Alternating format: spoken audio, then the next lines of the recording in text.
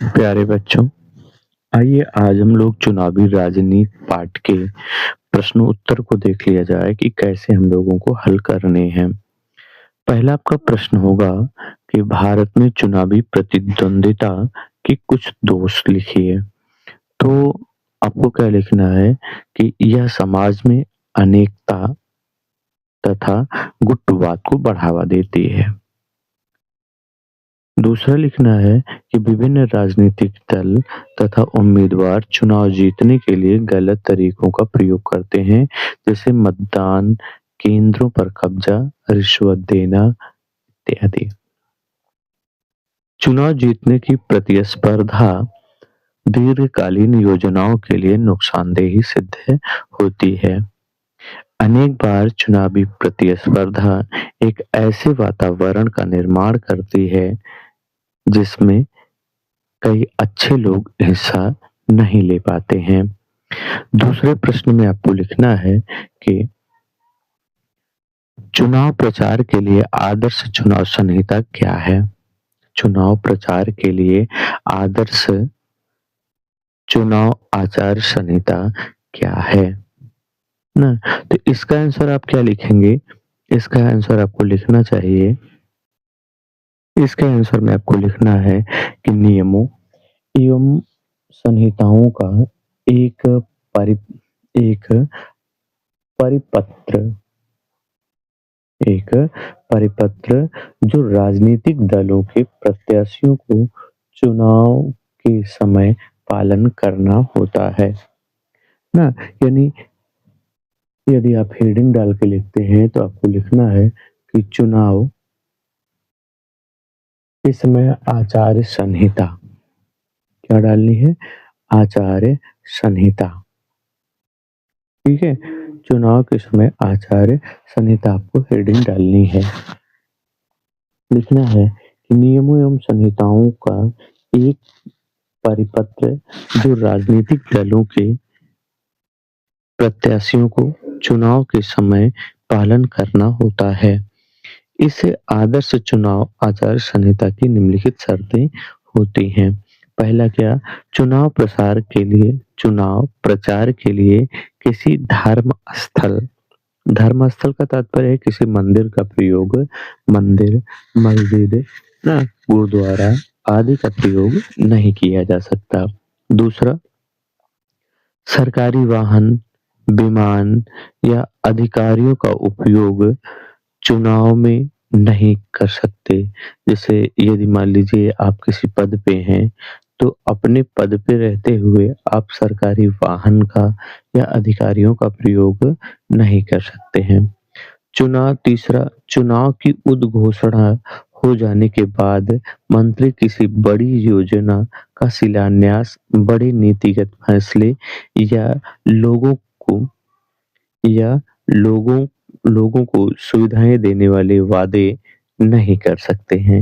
यानी यदि आप ये करते हैं तो ये माना जाएगा कि आपने आचार संहिता का पालन नहीं किया है ना। आपके लिए अगला प्रश्न है कि चुनाव में दो तरह के चुनाव होते हैं ना। तो इसमें आप क्या लिखेंगे? इस चुनाव में आम चुनाव तथा उपचुनाव में अंतर स्पष्ट कीजिए। आम चुनाव तथा उपचुनाव में अंतर स्पष्ट कीजिए। तो क्या लिखेंगे आप? आम चुनाव में वे चुनाव जो सभी निर्वाचन क्षेत्रों में एक ही समय, एक ही दिन या थोड़े दिनों के अंतराल पर अपने प्रतिनिधि चुनने के लिए होते हैं, आम चुनाव कहलाते हैं। कौन से? वे चुनाव जो सभी निर्वाचन क्षेत्रों में एक ही समय, एक ही दिन या थोड़े दिनों के अंतराल पर अपने प्रतिनिधि चुनने के लिए होते हैं, आम चुनाव कहलाता है। जबकि आप जबकि दूसरा आपका क्या होगा? यदि किसी निर्वाचन क्षेत्र में चुने गए प्रतिनिधि का निधन हो जाता है, यानी व्यक्ति जिसे आपने चुना उसकी यदि मृत्यु हो गई ना, का निधन हो जाता है या वह त्याग पत्र दे देता है, तो उस विशेष निर्वाचन क्षेत्र में जो चुनाव कराया जाता है उसे उपचुनाव कहते हैं। उस निर्वाचन क्षेत्र में जो उपचुनाव कराया जाता है उसे उपचुनाव कहते हैं। तो ये तो आपका एक हुआ कि किस प्रकार से आपको ये जानना है कि उपचुनाव और आम चुनाव में अंतर है। दूसरा दूसरा क्या होगा, उपचुनाव और आम चुनाव में, यह चुनाव प्रत्येक 5 वर्ष के बाद होता है। कौन-सा? आम चुनाव। आम चुनाव प्रत्येक 5 वर्ष के अंतराल पर होता है, जबकि यह चुनाव किसी भी समय हो सकता है। कौन-सा? उपचुनाव। दूसरा,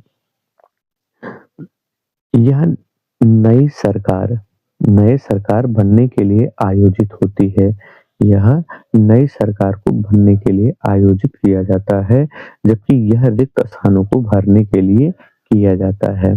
कौन-सा? उपचुनाव। उपचुनाव किसके लिए किया जाता है? रिक्त स्थानों को भरने के लिए उपचुनाव किया जाता है, जबकि आम चुनाव किसके लिए? यह सरकार बनाने के लिए किया जाता है ना? आइए अगला प्रश्न देखा जाए कि क्या-क्या अगले प्रश्न में आपको क्या लिखना होगा। अगला प्रश्न आपका होगा कि चुनाव अभियान के किन्हीं 5 माध्यमों का वर्णन कीजिए। यहाँ आपके माध्यम दिए गए हैं और हो सकता है आपकी हेडिंग जब लिखाई जाए तो केवल आपसे ये कहा जाए कि चुनाव के माध्यमों का वर्णन कीजिए। तो चुनाव के माध्यमों में आपको लिखना चाहिए कि पहला, पोस्टर लगाना। पोस्टर के माध्यम से राजनीतिक दल तथा उम्मीदवार पढ़े लिखे मतदाताओं को लुभाने का प्रयत्न करते हैं। पोस्टरों द्वारा आकर्षक नारे, प्रभावशाली आक्षेप, कार्टून तथा चुनाव संबंधी सूचनाएं दी जाती हैं। दूसरा, सभाएं व भाषण देना। विभिन्न राजनीतिक दल तथा उम्मीदवार आम सभाएं करके अपने विचार जनसाधारण तक पहुंचाते हैं। वे अपने दल की अच्छाइयों तथा विरोधी दल की बुराइयों से जनता को अवगत कराते हैं। तीसरा आपका है जुलूस निकालना। मतदाताओं को प्रभावित करने तथा अपने पक्ष में करने के लिए विभिन्न दल जुलूस निकालते हैं, जिसमें लाउड स्पीकरों से जोर नारे लगाए जाते हैं। मतदाताओं से यह अपील की जाती है कि वह उस दल अथवा उम्मीदवार के पक्ष में मतदान करे ना। चौथा है कि प्रेस व समाचार पत्र। पढ़े लिखे मतदाताओं को प्रभावित करने के लिए समाचार पत्रों तथा पत्रिकाओं का भी प्रयोग किया जाता है। विभिन्न नेता अपने विचार व्यक्त करते हैं तथा जनता को अपने पक्ष में मतदान करने की अपील करते हैं। पांचवा है घर घर जाकर मतदाताओं से मिलना। चुनाव के दिन में प्रत्येक उम्मीदवार अपने कार्यकर्ताओं